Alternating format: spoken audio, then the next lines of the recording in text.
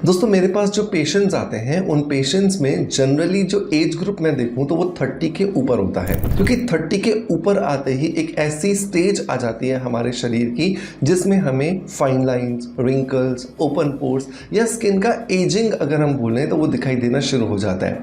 आंखों के नीचे झुर्रियाँ आने लगती हैं, गालों पर ओपन पोर्स दिखाई देने लगते हैं, फॉरहेड पे त्योरियाँ दिखाई लगती हैं और इसी तरह की बहुत सारी जो प्रॉब्लम्स हैं वो हमारे चेहरे पर दिखाई देती हैं। 30 तक तो हम अपने करियर को, अपनी शादी, अपने फैमिली प्लानिंग्स में लगे रहते हैं, लेकिन उसके बाद जाकर के जब हमें थोड़ा सा टाइम मिलता है तो अपने चेहरे को जब निहारते हैं तो इस तरह के सिम्टम्स दिखते हैं तो हमारा कॉन्फिडेंस कहीं ना कहीं पर पाताल लोक में चला जाता है।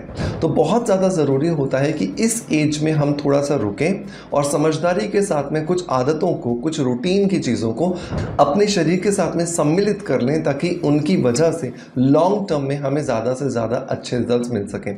तो आज के इस वीडियो के अंदर हम बात करेंगे कुछ ऐसी ही आदतों के बारे में जिन्हें अगर हम अपने रूटीन में शामिल करते हैं तो उनकी वजह से हमें बहुत अच्छे जो बेनिफिट्स हैं वो मिलते हैं। इनका फ़ायदा हो सकता है आपको 1-2 दिन में या 1-2 हफ्तों में ना दिखे, लेकिन जब आप इनको लंबे समय तक करते जाते हैं तो आपको बहुत अच्छा जो फ़ायदा मिलना शुरू हो जाता है। तो अब देर नहीं करते हैं और चलिए स्ट्रेट अवे स्टार्ट करते हैं आज के वीडियो को।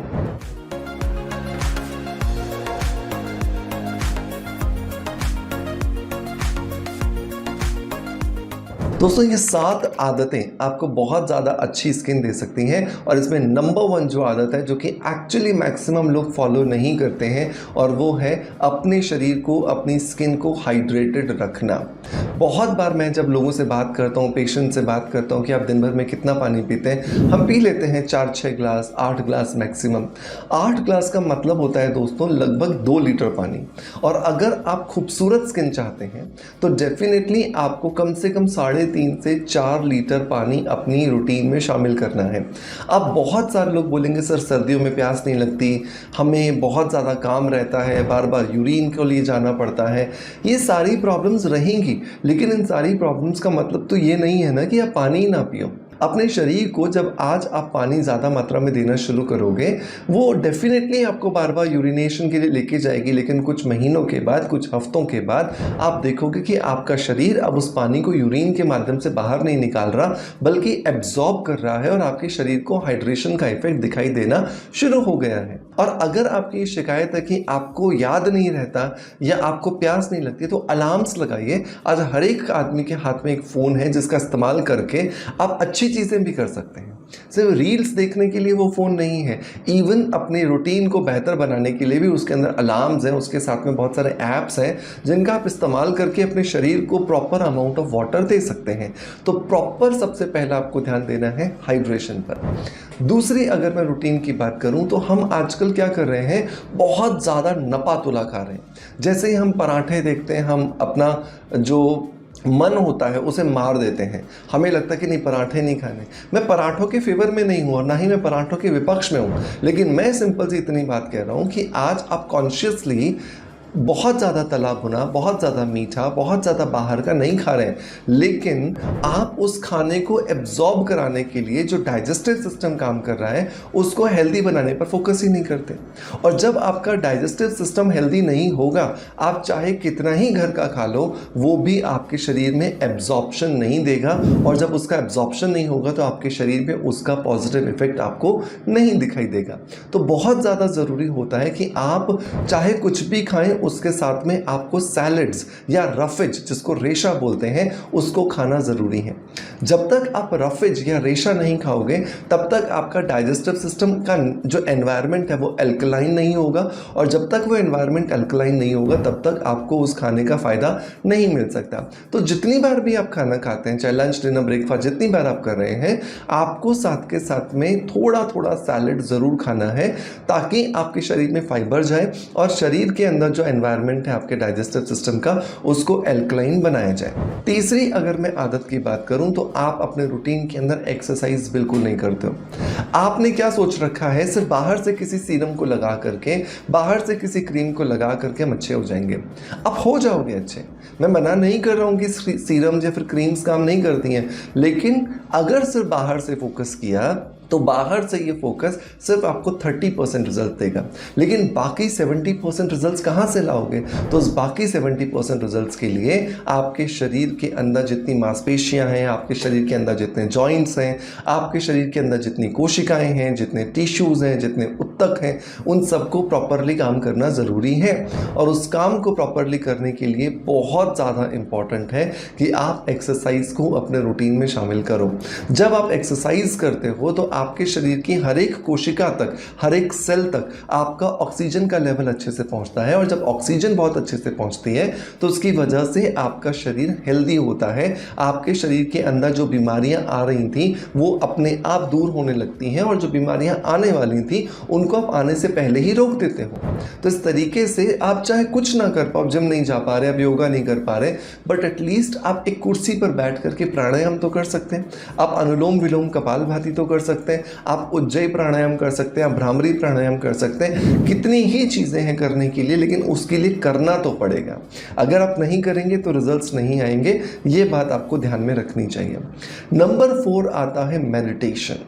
आज छोटे बच्चे से लेकर के बड़े बुजुर्ग तक हर व्यक्ति की लाइफ में स्ट्रेस है, और ये स्ट्रेस का बहुत बड़ा कारण एक्सपेक्टेशंस हैं। उस पर मैं ज्ञान नहीं दूंगा, उस पर ऑलरेडी बहुत सारे हमारे यूट्यूबर्स हैं जो मोटिवेशनल स्पीकर्स हैं, वो डेफिनेटली हमें काम करते हैं और हमें समझाते हैं। लेकिन मेरा सिर्फ आपको समझाने का मतलब ये है कि अगर 10 मिनट भी रोज़ अगर आप निकाल के मेडिटेशन करते हो, और मेडिटेशन में भी स्पेशली मेरा एक फोकस होता है कैंडल गेजिंग, राइट।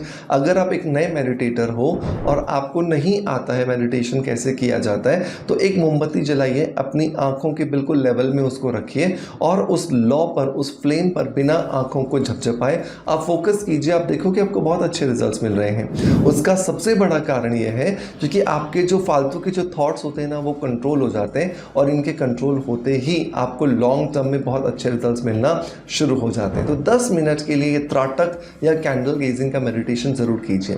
तो 4 आदतें आपकी अच्छी हो गई, अंदर से आपने कर लिया। अब 3 आदतें बाहर से।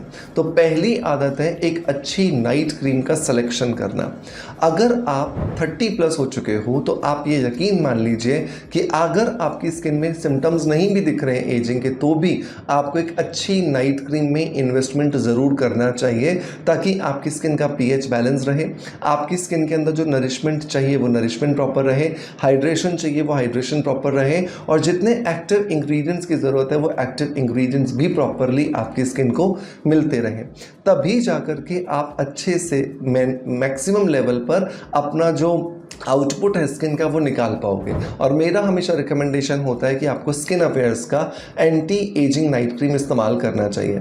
ये जो स्किन अफेयर्स का एंटी एजिंग नाइट क्रीम है, ये बहुत ही ज़्यादा ऐसे इंग्रेडिएंट्स को लेकर के बनाया गया है जो कि पूरी तरीके से नेचुरल और सेफ है, और सबसे इम्पॉर्टेंट बात कि बहुत ही ज़्यादा इफेक्टिव है। अगर मैं इसके इंग्रेडिएंट्स की बात करूँ तो इसके अंदर सोया पेप्टाइड, लेसी gel, flaxseed gel, aloe vera gel, liquorice extract, retinol, hyaluronic acid, glycerine, almond oil, wheat germ oil और इसी तरह के बहुत ही ज़्यादा पावरफुल एक्टिव इंग्रेडिएंट्स का इस्तेमाल करके इसे बनाया गया है, ताकि आप इससे सिर्फ और सिर्फ पॉजिटिव रिजल्ट्स अचीव करें बिना किसी साइड इफेक्ट्स के। तो मेक श्योर अगर एक अच्छी एंटी एजिंग क्रीम को आप ढूंढ रहे हैं तो ज़रूर इस स्किन अफेयर्स की एंटी एजिंग क्रीम को ज़रूर ध्यान दीजिएगा। इसके लिए लिंक मैं आपको डिस्क्रिप्शन बॉक्स में पिन कमेंट में दे दूंगा। आप इससे अमेजॉन, फ्लिपकार्ट और हमारी ऑफिशियल वेबसाइट से परचेज कर सकते हैं। अगर मैं नंबर 6 की बात करूं तो नंबर 6 पर आता है रात को सोने से पहले अपने चेहरे पर टैपिंग करना। रात को सोते समय जब चेहरे पर टैपिंग करते हो तो इसकी वजह से ब्लड का सर्कुलेशन बढ़ता है, और ये ब्लड का सर्कुलेशन आपकी स्किन के अंदर जितने भी टॉक्सिन्स जमा हो जाते हैं इनको बाहर निकालने में और आपकी स्किन की हर एक कोशिका तक ऑक्सीजन को सप्लाई करने में आपकी मदद करते हैं, जिससे आपकी स्किन रिजुविनेटेड होती है और एंटी एजिंग प्रॉपर्टीज जो है वो आपको यहाँ पर मिलती हैं। नंबर 7 और नंबर लास्ट जो टिप आता है दोस्तों वो ये, हफ्ते में कम से कम 2 बार अपनी स्किन के टाइप के हिसाब से कोई भी DIY फेस पैक जरूर लगाएं। आप फ्लैक्सीड के जेल को लगा सकते हैं, आप केले को मैश करके लगा सकते हैं, आप मुल्तानी मिट्टी को गुलाब जल मिला के लगा सकते हैं, आप मुलेठी पाउडर को दही मिला करके लगा सकते हैं, आप हल्दी को जला करके दूध के साथ मिला करके लगा सकते हैं। मतलब बहुत सारे DIYs हैं। ऑलरेडी मैंने भी आपको अपने चैनल पे बहुत सारे DIYs दिए हैं जिनका इस्तेमाल करके आप अपनी स्किन को रिजुविनेट कर सकते हो। तो ये 6-7 आदतें हैं जिनका इस्तेमाल करके आप अपनी स्किन को 30 के बाद में एजिंग प्रोसेस में जाने से रोक सकते हो, और अगर एजिंग प्रोसेस में चली भी गई है तो उसे रिवर्स कर सकते हो। लेकिन इसके लिए आपको प्रयास जो है वो निरंतर करने होंगे, तभी जाकर के आपको इसके जो बहुत अच्छे रिजल्ट हैं वो मिलने वाले हैं। सो मेक श्योर कीजिए, इन आदतों को ज़रूर अपनाइएगा, और जब आपको बहुत अच्छे रिजल्ट्स मिले तो मुझे अपना फीडबैक ज़रूर दीजिएगा। मैं उम्मीद करता हूँ कि आज का वीडियो कंटेंट डेफिनेटली आपको पसंद आया होगा। अगर पसंद आया है तो एक लाइक का बटन दबा करके मोटिवेशन ज़रूर दीजिएगा। आपका प्यार जिस तरीके से आप मुझे देते हैं बिल्कुल वैसे ही देते रहेंगे।